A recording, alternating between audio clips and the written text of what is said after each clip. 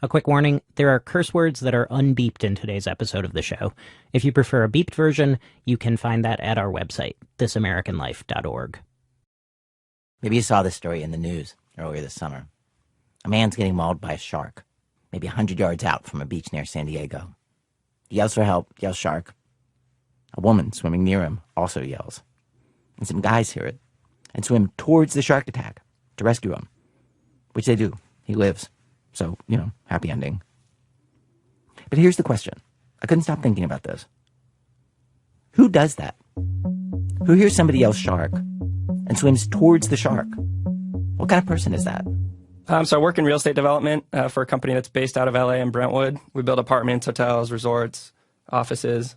Meet Cameron Whiting, 31, single, newly moved to San Diego. And he was there the morning of the shark attack with a group, the North County Ocean Swimmers, that meets 4 times a week to swim a mile and a half or more.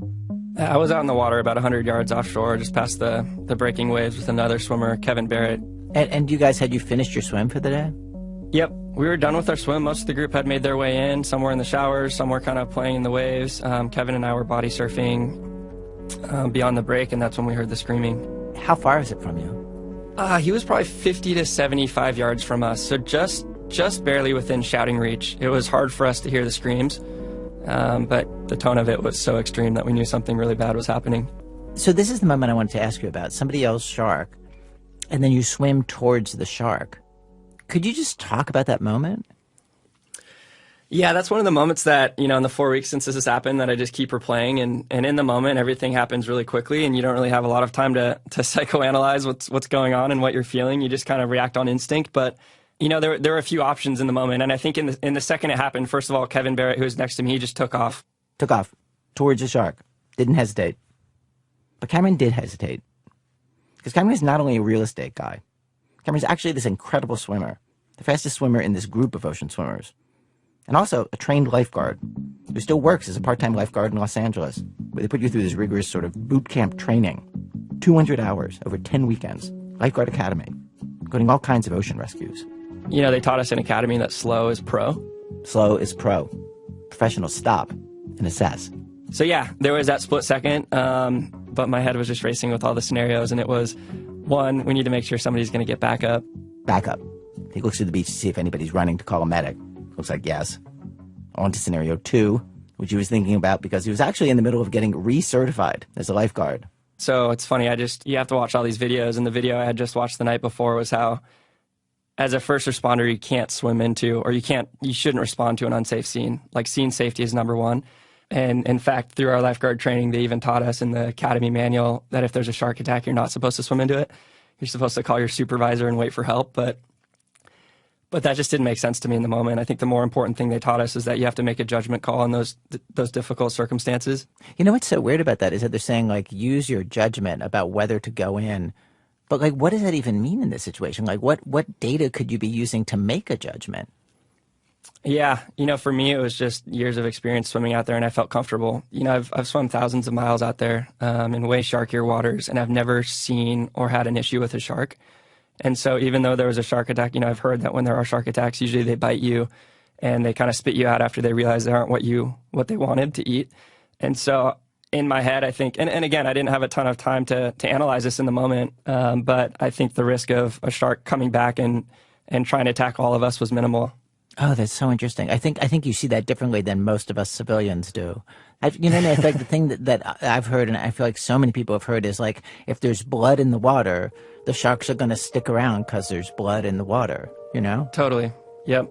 I think it was the shark made a mistake and realized it and probably swam away. And I think, the conditions make a big impact too. I think, the morning of the incident, there was red tide, which is a red plankton that makes the water really murky and muddy. Mm-hmm. It was kind of choppy. And so in my mind, the shark attack happened because the shark probably couldn't see and it couldn't tell what it was biting, and it attacked thinking it was a seal because there was a seal out there that morning. Oh, that's sad. He was still scared. He says sharks are always in the back of his head as an ocean swimmer. And for whatever random reason, for a couple months before this day, he'd been having nightmares about sharks coming at him, emerging from the deep. Now he might be heading towards what he calls a 1,500-pound pit bull, agitated and fighting. But in that quick moment or two before he took action, he took note of a couple of other things. He and Kevin were the closest to the guy who got bit, who was another swimmer from their group. No lifeguards were near. And I think I just did the math in my head in that split second of, I think the thought of living for the rest of my life knowing that I was in a position to help and not doing it would have just eaten away at me way more than the thought of swimming into something that's dangerous. It's funny when you weigh it up like this. I feel like the math of it actually seems really, really clear. You're like, I'm a really good swimmer. I'm trained for this. Other people are further away. And I really don't think the shark's going to bite me. Like the math is so straightforward. Yeah, in my mind, it didn't seem like a huge thing. I was just out there in the right place in the right time. But again, Kevin's the one that really made that first move and inspired the courage in me to go. And had Kevin done this kind of training too? He hadn't, and he jokes that the reason he instantly responded the way he did out of instinct was because he didn't have the training. I didn't think. I really didn't. I just reacted. This, of course, is Kevin Barrett, 51 years old the day he hurled his body through the water towards a shark attack. Married, 2 teenage sons, pays the bills as a financial advisor, but also has a little startup trying to convert ocean waves and their motion into electricity. He used to play rugby and do triathlons, but at some point switched to ocean swimming. And talking with him about why a person might swim towards a shark attack is pretty much the opposite day, upside-down world, mirror universe, black as white version. We're talking with Cameron about it. It's almost ignorance is bliss, right? I didn't have that knowledge set. And so for me, it was my friend's in trouble. I just reacted and went to him. Right? I didn't have the same knowledge that Cameron had. So I just reacted. Well, it's funny, when he describes his thing, it's almost not heroic. He just did the math, you know what I mean? Like, whereas when you describe yours, it's way more heroic because you're just sort of throwing yourself at danger. Did you assume that the shark would probably swim away once it bit him that one time? Honestly, I didn't. I really didn't think too much about the shark. I was really just focused on Caleb. Caleb, the guy who got bit. I was like, I need to get my friend, and you know, he's injured, and how bad are his injuries, and let's get him to shore. How well do you know Caleb? This was the third time I'd met him. The third time he'd met him. They chatted a little about rugby on the beach. Caleb also used to play. That is the extent of the friendship for which he risked his life. People, man. Kevin and Cameron would both be very annoyed with me if I did not point out right now that other people were also critical to saving Caleb's life that day. There was the woman who stayed by him during the attack and yelled for help. Then when they got to Caleb, he was bleeding, badly. Like a lawnmower hit his torso, Cameron said. The shark was gone, and a surfer approached with a surfboard they put Caleb on to get him to shore. Then there were medics, of course, and others who helped. Caleb's fine now. Cameron and Kevin both say that since this story hit the news, lots of people have come up to them, saying they could never have done what the two of them did. They would not have swum toward a shark. Cameron says he tells them, you'd be surprised at what you can do. Kevin tells them, of course you would. People, I think, are innately good, and we will do the right thing when pressed, right? And you know, I'm just like you, and hey, you know, we do good. I don't know. I think you and I see people differently. I think that we are a mix of good and bad. And all the people who say, like, I wouldn't do that, I think that those people, many of them are telling the truth. And I guess that's where we differ. I'm not any different to anybody else. And this is the reaction that I had. Trust that you would have the similar reaction. That's a cool thing to think about.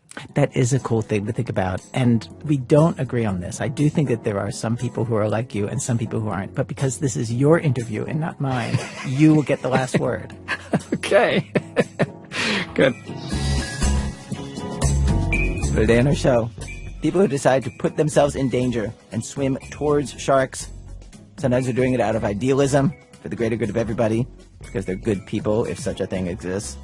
Sometimes it's purely personal, and the only way they know to fix some problem in their own life. Sometimes the people around them do not understand why they're doing it at all. True stories of human peril and the people who seek it out. From WBEZ Chicago, it's This American Life. I'm Ira Glass. Stay with us.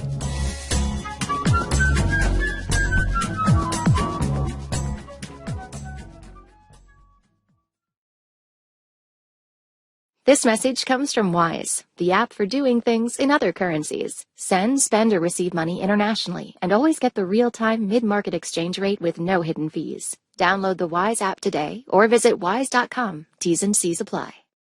Throughline is a podcast where we tell stories about a place shrouded in mystery. The past. And to really understand it, we take you there. Something happened to our collective psyche after the atom bomb. Listen to hear us reopen stories from the past and find clues to the present on Throughline, the history podcast from NPR. This American Life. Act 1, If I Only Had My Brain. When Sarah was 15, she landed the lead role with a professional theater company playing Alice, the lead role in Alice Through the Looking Glass. And during the course of the production, she became petrified of going on stage. Stage fright at an almost chemical level. Every day, she says, the very thought of doing the show again drenched her in sweat. Her heart pounded so hard she thought it might explode. She was afraid. And she was afraid people would discover she was afraid, which made it worse. And, long story, but she lied her way out of the gig, so she didn't have to do it anymore, which ended the play's run early, leaving her adult cast members who needed work out of work. She felt really bad about that. Didn't own up to it for years after. The funny thing is, Sarah, she'd acted a bunch before this, and after it, in movies, on TV, where there's no audience with you in the room. You may have heard of her, Sarah Polley. These days she works behind the camera as a director and screenwriter. But being on stage, after that one production, it was a shark she did not swim toward. One of several. Yes, I've never been somebody to push myself. In general, if something makes me anxious, I don't do it. And certainly throughout my acting career, there are a lot of things I just backed right away from the second they started to make me anxious at all. Like, I just didn't want the trouble. It's time to move in a different direction. And then, a couple decades later, well into adulthood, something happened that just changed all of that. Made her way less avoidant, fearful. And it wasn't a thing that you would expect. She told the story to one of our producers, Sean Cole. So it's October 2015. Sarah had just finished swimming, actually, at the local rec center and was getting ready to walk home. But her hair's wet, and it's chilly outside. It's Toronto, where she lives. Gets cold. And she can't find her blow dryer. Goes to the front desk, says, has anybody seen it? The woman says, no, go check the lost and found bin. So she goes over to the corner of the lobby and crouches down to rummage around in the bin, above which, hanging on the wall, is this big industrial fire extinguisher. I was overheating, and I stood up quickly to toss my winter coat off in a kind of tantrum. And I think what must have happened is my shoulder must have dislodged the fire extinguisher, and it crashed down on the left side of my head. So my memory after that is foggy, but what I do remember is I felt like all my teeth were going to fall out of my head. I had a lot of thoughts about dentistry and how I wish I knew more about dentistry, because that seemed like a priority at that moment. And I kind of put together very slowly this terrible pain in my teeth and on the left side of my jaw and head, with the fact there was this huge clang around the same time, and I could see the fire extinguisher rolling. And I realized I should probably let someone know. And so I started saying in a very monotone voice to no one in particular, a fire extinguisher just fell on my head. A fire extinguisher just fell on my head. And it was literally like listening to a robot. There was no affect in the voice that I heard coming out of me. The woman behind the counter ran to get help, but instead of waiting around, Sarah just set off on her walk home, which wasn't easy. Somehow her body kept veering to the right, onto people's lawns. I felt like I was underwater. I felt like everything was way too loud. But I also felt like I have 2 tiny kids. I'm in the middle of a job. Nothing can have happened to me right now because that's just not possible. I just can't make room for that at the moment. So you might have guessed by now that she'd suffered a concussion, in which case you know more about Sarah's brain than she did in those first few hours after the accident. For her, it was one of those moments where you're not sure yet how serious or benign an injury might turn out to be. And if you just act casual, maybe it'll get better on its own. But in the kitchen that night, making dinner, both her kids bouncing around, she started to experience her brain like a new appliance she wasn't used to yet, and was kind of in awe of. Everything for me became scrambled. So I remember having the thought, how am I supposed to open the oven and turn it on if they're making so much noise? Wow. And I remember going, well, that's an odd thought, but I couldn't quite piece together why it was an odd thought. And I think the moment I really had to admit something was wrong was, even though I think something was obviously wrong, was I snapped at my 3-year-old in a way that I just had never snapped before. And I remember like holding these little shoulders and these eyes looking up at me, shocked. And then I became shocked because I was like, what am I doing? I mean, I wasn't rough, but it was way beyond how I had ever been. And I remember just backing up and removing myself and going and sitting in a dark room and going like, something's happened. Like, I feel like I can cut through the air with my hand, like it's butter, like it's a substance. And I remember saying to my husband, David, you know, did reality always feel like this? You know when they say the answer is located within the question? This was one of those times.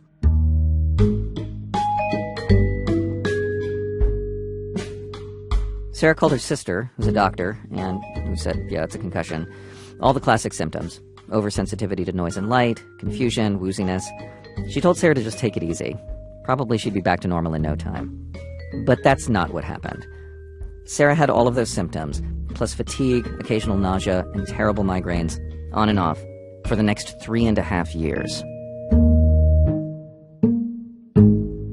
Some days she'd just lay in a dark room for hours because the headaches were too much. The light sensitivity also meant limiting her screen time, so she could barely work.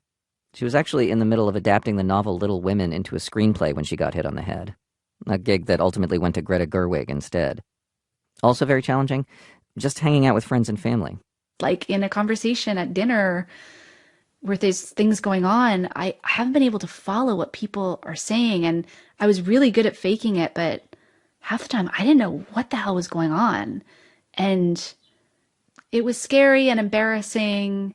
But the biggest heartbreak was not being able to care for her kids that much, especially in the first year. Couldn't take them to school, couldn't go to their events. She just became less and less involved with their lives. And this is the story of how she made her way out of that hole, taking a path that was totally unexpected. At first, she was just marching herself around to doctor after doctor. She actually published an essay in a book of essays about all of this. This part's a good summation of the different treatments she tried, so I asked her to read it. I go to a neurofeedback specialist who tells me, after I spend an exhausting day watching balls bounce around on a computer screen, that I am in the 1 percentile for attention span for my age and gender. This will haunt me for years. A nutritionist who tells me to stop eating gluten and dairy, and a chiropractor who apparently helped cure hockey player Sidney Crosby. Sidney Crosby's a hockey legend, just to say. In 2011, he was diagnosed with a concussion that famously benched him for about a year. I will later realize that almost everyone out there specializing in concussions has a rumor swirling around them that they cured Sidney Crosby. After a while, whenever anyone starts to rave about a concussion miracle worker they know, I say, let me guess, he treated Sidney Crosby. The answer is invariably yes. Out of the tangle of advice, much of it conflicting, stuck this one common thread: that Sarah should do as much as she felt like she could handle, but when she reached the point where she couldn't tolerate the stimulation or the sunlight or traffic sounds or whatever it was, then back off. Don't try to push yourself past the point where your body is telling you to quit. And make sure to get lots of rest. It's not exactly rare, this condition. It's been referred to as post-concussion syndrome. Maybe 15 or 20% of people with concussions develop some form of it. In fact, Sarah's friend Meredith happened to be dealing with it at the same time. They'd compare notes. Meredith always wore wraparound shades and wide-brimmed hats when she went outside. And somewhere around year 3, Sarah got almost used to her limitations. She got detailed notes about her symptoms, when they showed up, how severe they were, and in what she calls an irrational fit of optimism, she and David decide to have a third kid, which would have been a huge load for anyone, but for Sarah, it was insurmountable. She felt just as bad as she did on day 1, and starts to give up on ever being recognizably herself again.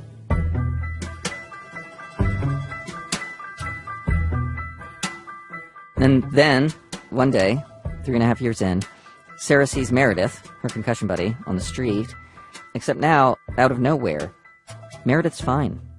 No wraparound shades, no wide-brimmed hat. She basically says she was cured by this doctor in Pittsburgh, Dr. Michael Collins. And the more Sarah learned about him, the more snake-oily the whole thing sounded. There's just so much debate around the science of concussions, and the cure seemed so elusive. And now here was this guy who was completely confident that he could fix what was wrong, that there was a method to it. Plus the way his patients quelled about him. It seemed cultish and weird. And besides being skeptical, Sarah, who remember is Canadian, and explicitly asked me to include this, she didn't want to buy into the notion that healthcare in the U.S. is superior to what you could get in Canada. And literally buy in. She's like, nobody should have to pay for healthcare. It made her feel gross. But all of that said, she had tried everything else. Maybe a little snake oil was what she needed. So she booked an appointment and brought her friend Kate down with her to Pittsburgh to sit with her and take notes on what the doctor said, so she'd remember. The trip itself was hugely taxing for her. And when the time came to see Dr. Collins, he was not what she expected. He kind of burst into the room in like whatever, a Canadian stereotypical image of an American is. It was like America came into the room. Like he was like really direct, didn't hold back. He was loud. He didn't have a lot of time for niceties. Like I literally felt like Kate and I were like, our hair is being blown back by the sheer energy of this man. He immediately points at Kate, who's quietly taking notes in the corner. Like, that's not going to help. I read all your husband's notes. He's taking all these notes about your symptoms. That's not going to help. And he yelled at Kate. He was like, put that pen down. You're not helping. And Kate was like dropped her pen. And he's like talking at that volume of voice? Like, yeah. No, he's really intense guy. And I mean, I was used to like a lot of listen to your body, be gentle with yourself. And he was like, stop tracking your symptoms. You're not helping yourself by tracking your symptoms, which I was extremely good at. And I mean, he's basically like, I don't know. I don't play sports. It's what I imagine American football coaches like. Like the first thing he had said was, we're going to have to pin our ears and go after this thing, which is like my kid's favorite expression. We're going to have to pin our ears and go after this thing. He basically told Sarah that she was thinking about her concussion as something she needed to make room for in her life, which was exactly wrong. He said, if there's one thing I need you to remember from this meeting, if you don't remember anything else, and, there was a possibility I wouldn't because Kate wasn't allowed to take notes because he yelled at her. If there's only one thing you remember from this meeting today, it's this: run towards the danger. Run towards the danger. Anything that's traditionally triggered your symptoms, you're doing more of. So now, if you're watching TV with someone, you have to ask if it's loud enough for them because they might be keeping it lower for your concussion. You have to ask if the room is bright enough for other people because everyone's probably gotten to a habit of lower light for you and your concussion. You have to basically just take off all the Band-Aids.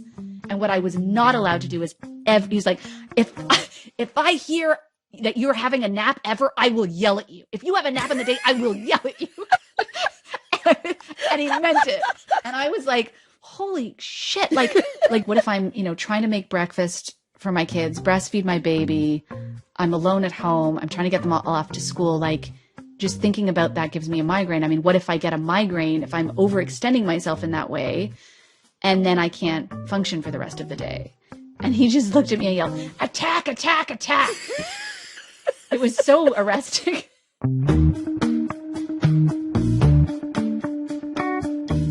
Remember, this was like the opposite of what every other doctor had told her. Everybody else was like, don't push past the point of your own tolerance. And Dr. Collins was like, push past the point of your own tolerance. Keep going. Sarah asked him how long it would take for her to get better. And he said, a pretty straightforward case, maybe 4 to 6 weeks, which is when she became firmly convinced that he was a charlatan. But he's not a charlatan. For all of the ear pinning and attack stuff, Dr. Michael Collins is a world-renowned leading expert in concussions. He's a clinical neuropsychologist, not an MD, but he helped develop a special diagnostic tool to test the severity and type of concussion. Yes, there are different types of concussions, 6 of them, in fact. He's worked on hundreds of research articles and important studies in the field. And the way his team approaches treatment is becoming more and more accepted, both here and in other countries. Oh, and also, we're making progress in Sid's case, and I anticipate Sid returning to hockey and playing well in the future. He actually did treat the hockey player Sidney Crosby. This is from a press conference where Sidney is literally sitting 2 chairs away from him. Yesterday, actually, I assessed Sid, and I can tell you that his data is the best we've seen. It is approaching. I got in touch with Michael Collins, or Mickey to people who know him. First and foremost, I asked him what was going on with all the yelling. I was having a tough day that day. He said he'd been running hours behind schedule, some really complicated cases, before seeing Sarah. But beyond that, he says he felt like he needed to get through to her, literally loud and clear, that noise and stimulation were not the enemy. Put very simply, the bash on Sarah's head injured this part of her brain that allows you to interpret motion in busy environments. So the system gets overloaded and can't manage everything that's flying at it. And the injury also caused anxiety. But here's the weird part. Whenever Sarah felt anxiety about, like, going to a social event, that anxiety alone could also trigger her physical concussion symptoms, the brain fog, wooziness, and confusion. It's a two-way conversation. And so you run toward the danger to interrupt that conversation. You just ignore your anxiety about the symptoms, and so the anxiety and the symptoms both start to fade. You know, she had the type of concussion where it's not rest that gets someone better. It's about rehabilitation and retraining. And so to make sure she was aware of that, because every instinct in your body when you're going through this is to back off things. Mm-hmm. And so, yeah, a part of it was I was having a busy day, but a part of it was she needed to hear it. And she needed to understand that there's only one way out, and that's through it. We actually wanted her to have symptoms. We wanted her to feel it. And just to say, he's not yelly with every patient. And some patients have completely different kinds of concussions. Please consult a physician before treating your own concussion by going to a Five Finger Death Punch concert. But with Sarah, he told her, we're going to put you on an intensive retraining program. Exercise, including very specific exercises to get that motion interpretation system, it's called the vestibular system, working again, and all the classic exposure therapy you just heard about. Dr. Collins warned her that this would be very uncomfortable at first. He was not lying. I was in agony, like everything hurt. I had worse brain fog at times. It was exhausting. It made me nauseous. It gave me headaches. Take, for example, a simple visit to the grocery store. For years, her husband had been doing most of the shopping. But now, shopping was prescribed. Just the number of things that were happening, like the bright lights, the music, needing to make decisions about what to pull off the shelf, looking at a list, which again, when you can see how much work each of those steps takes for your brain to process and execute, it is like an explosion of exhaustion and pain. And certainly I remember being at like a kids concert, like a kids rock concert in the gym. A thing that even people without hypersensitivity to loud noises do not necessarily enjoy. And I just wanted to die. And it was like, it must have been such a sight because, you know, you position your face in a certain kind of way at a kid's performance, yes, which I was incapable of doing. My brain was exploding a lot in those first few weeks. And then there was this moment where we'd been invited out. This is maybe 2 or 3 weeks into the treatment. David had this new colleague and his partner, and we went to a restaurant, and I was bringing my breastfeeding baby into a restaurant while having to socialize with new people with noise and light. And I said yes because I had to, because it was part of my program to say yes to these things. And I realized halfway through the conversation that I had been following the whole conversation and that I wasn't lost and my head didn't hurt and I wasn't confused. And I expressed that to my husband on the walk home. And as I did, I started sobbing uncontrollably because I suddenly realized this is what it used to feel like to be in my brain. And I didn't even know how far off I was of being myself or being fully functioning. And so it was both an incredible moment of knowing, oh, I am going to get better, actually, and also real grief for the last 3.5 years, and also just my lack of even having known what I'd lost. And by the end of 6 weeks, just like the doctor had said, she was totally cured. It honestly just felt like a veil lifting off the world. Like I'd been behind this screen that I didn't know I was behind. And my vision had adjusted to everything being a bit blurry. And then suddenly everything was clear and in Technicolor and beautiful. It's been 5 years since Sarah recovered. And not only is she symptom-free, she actually gained something that I never would have expected and is the entire reason I wanted you to hear this story. That whole run towards the danger thing, it's pervaded the rest of her life. Instead of being all squirrely and avoidant when a big challenge comes along, now she's like, okay, bring it on. I do all kinds of things now that I am terrified of and that I would never do. Like I now, if I'm asked to be on stage, it's very likely I will say yes because it's so hard for me. And I know the more I do it and the more I work with it, the better it's going to get. So I don't really avoid anything that bugs me anymore. I am so very honored to be asked to speak here today. This is Sarah addressing graduates at the University of Toronto just a couple months ago. She told the crowd she was terrified of being on stage, even as she was on stage speaking to them. There are many things to be legitimately afraid of. Don't worry, I won't list them. She's also taken on huge projects that would have felt insurmountable to her before the concussion happened. Like the movie Women Talking, which won her an Oscar last year for her screenplay. And that book I mentioned before, it's called Run Towards the Danger. And it's full of deeply personal, sometimes really upsetting stories from her life. And she'd always been scared to tell. And is it literally like if you're going into some sort of uncomfortable situation that you're thinking the words "run towards the danger" now? I do think it sometimes, but I don't have to because it gets lobbed at me more than I say it to myself. Like, if you want to make your life a living hell, name a book, Run Towards the Danger, because then anytime you express reservation about anything, the person in the other corner will be like, I don't want to say it, but I don't know if you remember the title of your book. It's so annoying. Sarah says she's glad now for the concussion. Glad for a concussion. Her whole life, she says, she kept mixing up taking care of herself with avoiding anything potentially difficult or uncomfortable. Those two things can look very much the same, but they're not. And you can miss out on a lot in life when you confuse them. So, she's happy to know the difference. And all it took was a fire extinguisher falling on her head. Cole is one of the producers of our show. Coming up, what do you do when your kid doesn't just fly the coop, but decides twice a week to head straight into danger? What parenting advice exists for that? That's in a minute at Chicago Public Radio when our program continues. This is American Life from Ira Glass. Today's program, Swim Towards the Shark. Stories of people who ignore all the noise that is in all of our heads that tells us to run away from danger, and instead they head straight towards it. We've arrived at Act 2 of our program, Act 2. Am I doing it alt right, you guys? So this is about somebody who got into an incendiary situation, and then rather than pull herself out, decided, I'm just going to head further into that fire. Comedian Josh Johnson talked about what happened on stage recently. Here he is. Did y'all see the white woman that got in trouble for saying the N-word? I know, you said which one. Okay, fair enough. Okay.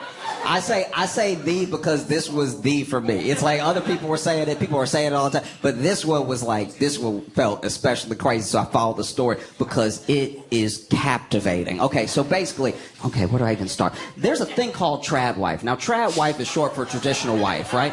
Trad wife is like this content thing that they do on TikTok. It's spilled over to Instagram a little bit, and it's basically women doing like stuff around the house while telling women to be better women, right? It's just like, why don't you be a lady while she makes a pie or something? I don't get it. It's not for me. I'm not who watches it. But basically, there was this young white woman that was over here cooking something. It didn't look done. And maybe it was done. Maybe she's bad at it. I don't know. But it did not look done. But then she's talking about her friends, and then she says, because then some of my friends out here are just like, out here dating these guys, and broke ass, right? And she says it without missing a beat. She says it like you're not going to hear it, right? So then, of course, everyone who saw this, like, it started this frenzy online, right? And so there were all these people, she did on TikTok, there was all these people commenting, replying, what's wrong with you? What are you doing? Are you trolling? All stuff like that, right? And then she makes another video, and she's like, look, I made a video earlier that offended a community or something, and like,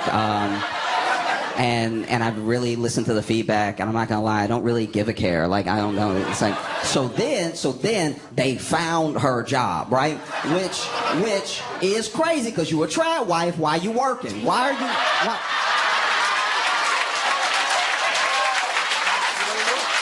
You know what I mean? Why are you're supposed to be a traditional wife. Why are you working at all? You can't trad wife on the side. You can't. There's no such thing as halfway crooks. You know what I mean? You got to be all in or all out, right? And so then they found her job. Then they got her fired from her job, right? So then everyone was like talking about how, she clearly got fired, even though they don't say her name. They issued a press release because why else would they do it? And they were like, yeah, certain individual's not working here anymore. So then she starts trying to cozy up to, like, Newsmax and like One Nation News and just a lot of the alt-right on Twitter and everything. And she takes this spin of like, I was canceled, right? But she also just doesn't quite have the juice. You know what I mean by that? She doesn't quite have the presence and the energy of like a real racist is gonna be a newscaster. You know what I mean? Like, she just doesn't have it. Like when you're watching her, you're like, she's saying bad things and they're annoying, but I'm not angry. She just doesn't have the oomph to get me there. You know what I mean? Like, I've just never seen diet racism before, but that was it. So then she makes more videos trying to double down harder. And in these upcoming videos, she just gets way worse with it. Gets like even more bigoted with it. So she's tweeting the N-word all the time. She's been tweeting the N-word nonstop since she got fired, right? And now she's making videos where she's saying the F-word, right? And so she's just going after everybody, just trying to prove how terrible that she is, right? And so then she starts trying to cozy up to a lot of these, like, especially neo-Nazis as much as she can. And then a turn takes place. An incredible turn that I could not have predicted. One of the most insane things that has maybe happened so far this century, the neo-Nazis start rejecting her as a psyop. Because they feel what I feel. They see the video and they're like, you don't mean it though. Like it's not...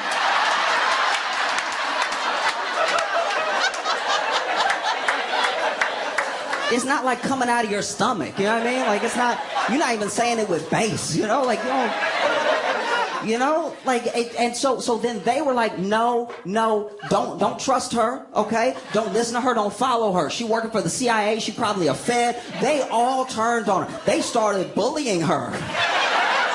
It was absolutely insane. It was one of those things where then she keeps trying to cozy up to him. She keeps trying to like take pictures with him. She's going to events and stuff like that. And some of the ones that roll with her are rolling with her in real time, you know? And they're like making fun of how other people are making fun of her. But you can tell she's still not like in yet, you know? She's not like with them hard. And she just played it. She played it poorly. That's what happened. She could have had a real shot. She could have. But she doesn't have enough of the real, you can tell she's not really racist. I know it's a weird thing to say about somebody who's been saying the N-word nonstop for a week, but you can just tell she doesn't have the fire in her. You know? That's not how you do it. You were making racist people uncomfortable. You were making... That's not how you do it. If you really want to be somebody as a racist, if you really want to make waves as a bigot, you start out slow. You start with a bunch of slow and steady dog whistles over decades. You know what I mean? You never say the word outright. You throw out a thug here every once in a while. You know what I mean? Every once in a while, like on a holiday, you can get real crazy with it. You can do like a animals or something. It's like, get people going, you know? Plant your feet, but don't dig too deep. And then after a while, you know, you start to ingratiate yourself. They start to be like, hey, she's one of us. And then they bring you in, and maybe they bring you in on a temporary basis, and they give you like a little guest spot every now and again. And then after a couple decades, you get a hosting gig, you know? Because be honest, like if a week from now, Megyn Kelly said the N-word, we'd be like, yup. We expected that. She's been earning it over decades. The expectation lands right on the strip perfectly. And then we also find out that she might be single, so you're not only not a trad wife, you're not a wife. What are you doing? Where's your man right now? She really put herself in the position where she really needs a husband like this.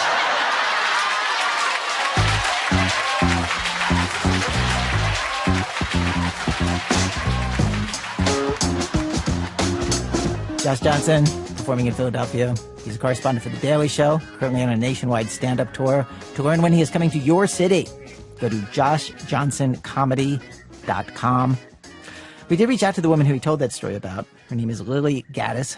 Just to be perfectly accurate, she was never on Newsmax or One Nation News, but she did appear on similar outlets.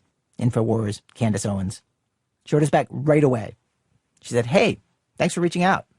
Yes, I've seen his bit. It's fairly accurate, except for the trad wife part. I never claimed at any time to be a trad wife.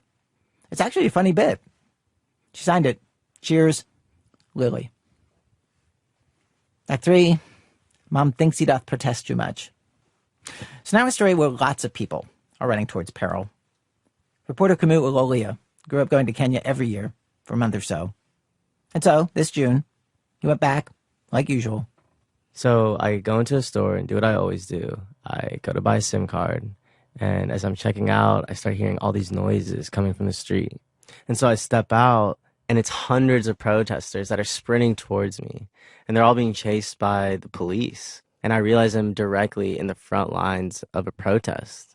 And so I have my recorder on me. And so I turned it on. I'm seeing police on horseback chasing protesters, going around with like wooden sticks and just beating people as they rode through. And then protesters retaliating and running back and chasing the police, and then they kind of like regain their ground. Oh, so the line is like moving forward and backward. It's going back and forth. And police are shooting tear gas canisters. One of them hits a guy in the leg, and he picks it up and drop kicks it like a soccer ball back towards the police. And these protests began a couple months ago over a proposed tax hike, right? Yeah, there were these really punitive tax hikes impacting a lot of Kenyan everyday items like cooking oil, flour, tampons, even diapers. And this is sort of thing like the government needed the money because there's IMF loans and stuff to pay off. Yeah, it was supposed to be the solution to pay back the IMF. But then it became something more than that. Yeah, it became like this huge movement where people, especially young people, were just rejecting just the status quo of the way the Kenyan government's been operating. Politicians flaunting their Rolex watches, their Bentleys. This is on social media. On social media. Yeah. While they're being asked to pay for way more for these regular everyday items. And young people make up 75% of the population is under 35. Oh, wow. Yeah, and the median age in the country is around 20 years old. And this young generation, they're crossing tribal lines. In the past, tribes, they typically act like de facto political parties. And so one tribe will gain control of the country and another tribe will be protesting. Oh, so now people from different tribes are protesting together in this way that's new. Yeah, these young people are united and they really just see themselves as Kenyans. So I know that you got interested in the frontline protesters who go to the part of the line which is the most dangerous. And you started talking to one of them and his mom. Who is he? So he goes by Espina. Espina's 27. He's a law student. My sister introduced me to him, and she was telling me about this guy who... He's in Kibera, which is a neighborhood in Nairobi. It's one of the largest slums in all of Africa. You really can't go anywhere in the neighborhood without seeing the places he's touched and the projects he's done. And in these protests, he's going to the front lines where most of the violence and arrests are happening. Yeah, and because it's so dangerous, before he goes out each time, he says a prayer to himself. So God, as I'm leaving this place, protect me, guide me, and be with me. Bless our country, be with my family. Bless my mother. I know she's praying with me. Amen. He's saying at the end there, bless my mother. What does his mom think of this, the fact that he goes to the front lines? His mom does not approve. She does not want him going at all. And you put together this story about what this has done to the relationship and how they're managing with each other. Let's hear that now. In your story, the name that she asked us to call her is Anna. In the beginning, when he started going to the protests, Espina dealt with his mom by lying to her. He'd come back home from the front lines, shower the tear gas off, and drop by her house, pretending he'd been having a normal day. But he wasn't so good at keeping it a secret. Like one day at a protest, a TV crew put a mic in front of him and started interviewing him. Anna found out. My friend called me and told me that they have seen Ospina on TV. So I was calling Ospina. I was just at the middle of finishing my interview. Then the phone was ringing. Then I just see, it's Mom. This woman is going to make it difficult for me. And I was like, where are you? And he was just not telling me. Then I was like, you were on TV for the protest. And he just kept laughing. My mom is funny. When she's angry, she just starts yelling. I'm like, I'm just home. Then she's like, you're lying. I've seen you on TV. Then I'm like, are you sure? Which station did you see me? I'm just home. Then she's like, I need you to come back right now. He was laughing, telling his friends like, oh, my mom is like panicked. Espina and Anna have always been close. They talk all the time and tease each other. He lives a 10-minute walk away. Sometimes he'll bring his friends to the food stand she runs. It's called Mama Chapati. She's there all day in a blue or white dress. Espina looks just like her, And over the years, he's done other stuff she didn't approve of at first and later came around to, like soccer or football, whatever you want to call it. He was keen on football. He used to play a lot, and I didn't see any value in playing football. In fact, it was such a nuisance because he'd come back home so dirty. Then when Espina was 14, Anna and her husband couldn't afford to send him to school for a year. Anna says he took it well. She said he understood and was very grown up about it. And then he took on odd jobs and played a lot of soccer, and she saw how happy it made him. He played so well that 2 soccer scouts got him a scholarship that put him back in the classroom. Anna was grateful. She grew up in a village and only got through the 5th grade and wanted more for her kids. A similar thing happened when Espina decided to clean up their neighborhood. Cabrera at the time had no roads, no streetlights, no trash collection. At first, when he told Anna he was going to pick up the trash himself, she thought he was joking. But within a few years, he was coordinating trash pickups for hundreds of houses. And she came around. Espina has so many projects going in Cabrera these days, organizing events and mentorship for kids, a greenhouse that grows and sells food, a water sanitation program. Lots of neighbors are pinning their hopes on him. A lot of parents support him because he's helping their kids. What I try to tell him, and he never listens, and I never get across to him, is how important he is to me. He's very, very important to me. And he has such a wonderful dream for our future, for the future of Kenya. So he told me about these dreams. He gave me these hopes. Up until now, Anna's liked Espina's optimism. She liked the way he's pushed her. But she's lived through years of de facto one-party rule, seen protests get ruthlessly put down and activists get killed. And this time around, she doesn't understand where Espina's coming from.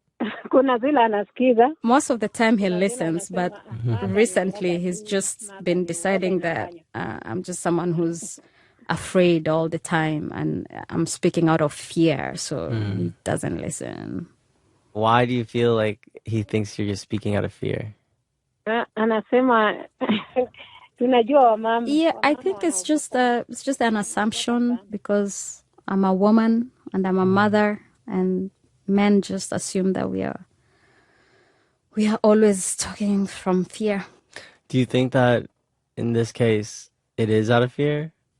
Yes, he's right. He's right. It's fear. For the first few weeks of the protest, Anna and Espina went back and forth. Her telling him not to go, him lying to her, until things reached a boiling point on June 25th. Members of Parliament have today passed the controversial finance bill with key amendments. The bill will now be forwarded to President William Ruto for assent. Instead of killing the tax hikes like the protesters demanded, Kenya's parliament just made a few changes and pushed the bill through. And in response, Espina and thousands of other protesters rushed to parliament, stormed the building, and some set part of it on fire on live TV. I remember it felt like the whole country was watching. It got violent.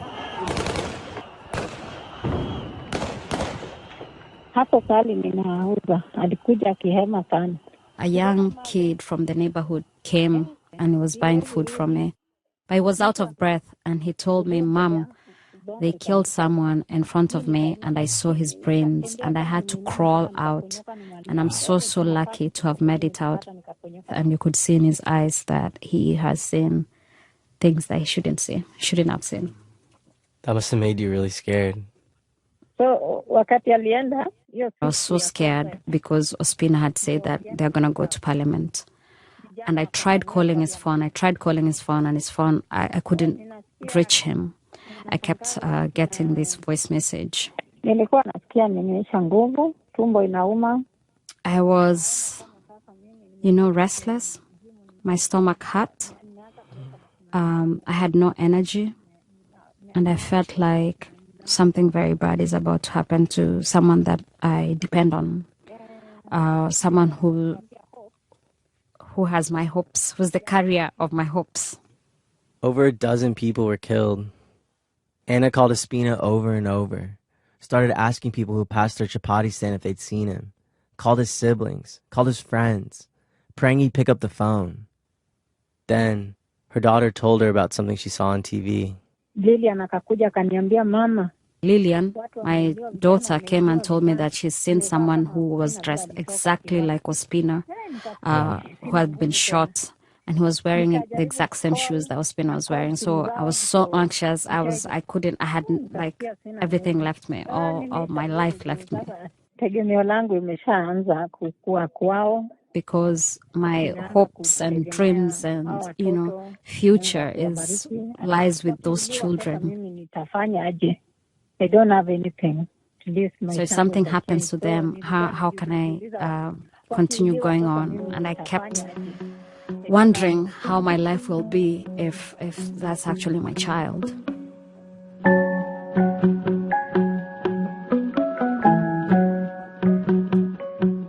Finally, at around 9 p.m., one of Ospina's friends called. Ospina was okay. Anna rushed out to meet him, and she found him in the middle of the street. The first thing I told him, I thank God that you are still alive. But please don't ever go back to the protest. And he said, I have to go. And I told him, listen to me, I'm your parent. If something happens to you, Kenya is not losing anything. I am the person that's losing. I'm losing you. But he was adamant that he has to go back. He was like high with energy, explaining everything that happened with so much gusto. And meanwhile, I'm shaking. And I'm like, this child doesn't know what he put me through. Yeah, it just made me feel like she just don't understand why I'm doing whatever I'm doing. My mom is not comfortable with me being an activist because she's just relax, have a family, So that is why sometimes we don't get along. Yeah. And I find it so difficult sometimes to keep on repeating it. Ospina felt like, I'm responsible, and I do everything I can to get home safely. He wished his mom could see that. He went back to his place and turned off his phone, shutting everyone out.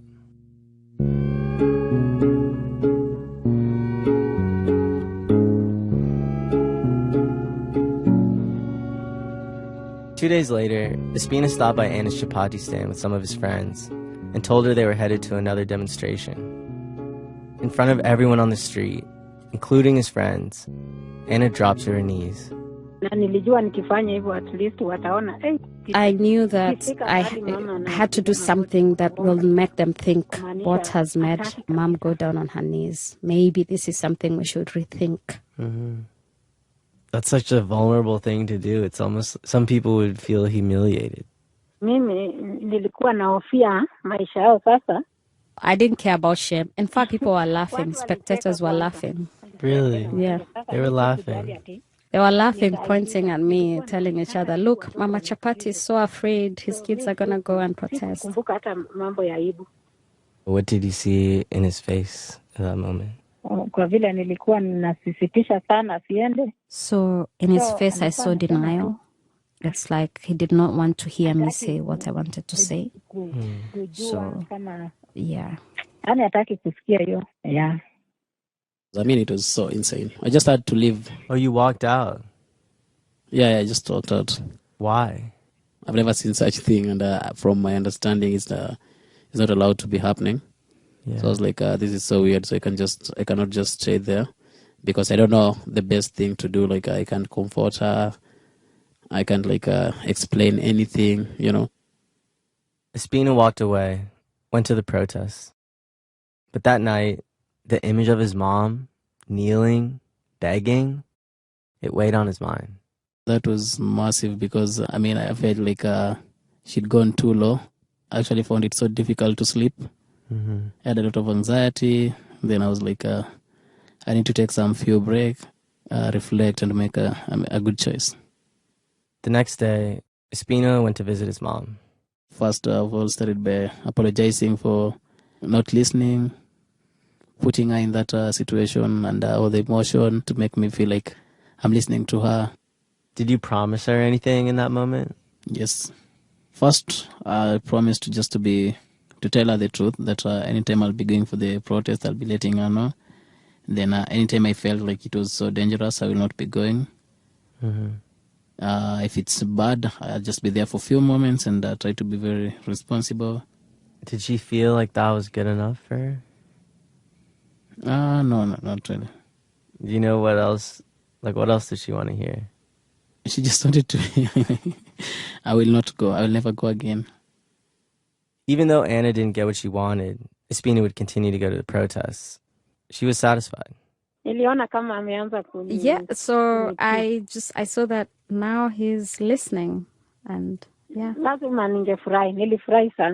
I was so happy. I had to be happy. Yeah. Did you celebrate? A lot. That night, she cooked a special meal for Espina and her entire family.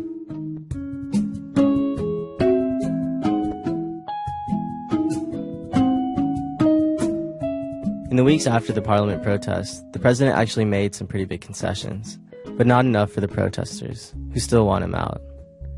They're still on the streets, and it's gotten more intense. Amnesty International says that at least 49 people have been abducted by the government. Protesters have been disappeared, with a couple showing up dead. At first, the government denied any involvement, but now President Ruto is at least talking about possible investigations. Espina skipped a couple of protests because they seemed too dangerous, like a planned march to the Nairobi airport. But he is having a hard time keeping all of his promises to Anna. So there are times when he disappears for a whole day, and then when he comes back, I'm like, I know you went to the protest. And sometimes he'll admit and be like, okay, fine, I went, but I wasn't in the front lines. Mm-hmm. I was like at the very back. Do you believe that he was at the back? I don't believe it at all. Not for a second. How does it make you feel that he lies to you about going to the protests?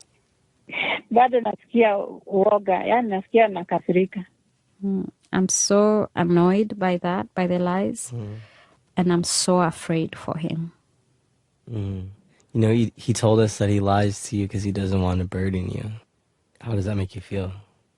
I just keep wondering why he wants to die so early and he has so much to do. Why?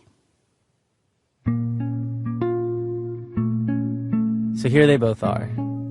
He's not going to change, and she's not going to feel better about it.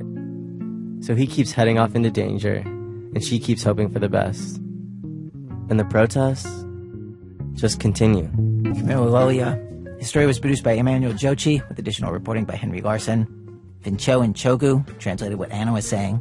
Additional translation by Happiness Belugu. The program was produced today by Sean Cole. The people who put together today's show include Thea Bennett, Michael Comite, Aviva de Kornfeld, Seth Lynn, Tobin Glow, Catherine Raimondo, Nadia Raymond, Ryan Rubbery, Alyssa Shipp, Ike Shreese, Kanda Raja, Christopher Sotala, Matt Tierney, and Diane Wu. Our managing editor is Sarah Abdurrahman. Our senior editor is David Kestenbaum. Our executive editor is Emmanuel Berry. Special thanks today to Virginia Smith, Elizabeth Calamari, Beth Mosteller, Sammy Koslow, Nathan Zasler, John Reddy, Irangu Houghton, and Amnesty International Kenya, Ernest Cornell of the Kenya Human Rights Coalition, Joshua Chenwani, Thea Amon, and Amanda Sperber. Our website, thisamericanlife.org, where you can stream our archive of over 800 episodes for absolutely free on your summer road trips or wherever. Again, thisamericanlife.org. This American Life is delivered to public radio stations by PRX, the Public Radio Exchange. Thanks, as always, to our program's co-founder, Mr. Troy Malatia. He and I have been debating what costumes we're going to wear to this year's Star Trek convention. He always wants us to be Vulcans, like Mr. Spock. We're going to have to pin our ears and go after this thing. I'm Ira Glass. Back next week with more stories of This American Life. Next week on the podcast of This American Life. So one morning, Amina wakes up, checks the date, and realizes, oh, it is her ex-boyfriend's birthday. And it all just came rushing back to me. Oh my God, the letter. He had probably just received it. It's a love letter that she wrote years ago from her past self to her now ex-boyfriend. And she does not remember what is in it. That's next week on the podcast or on your local public radio station.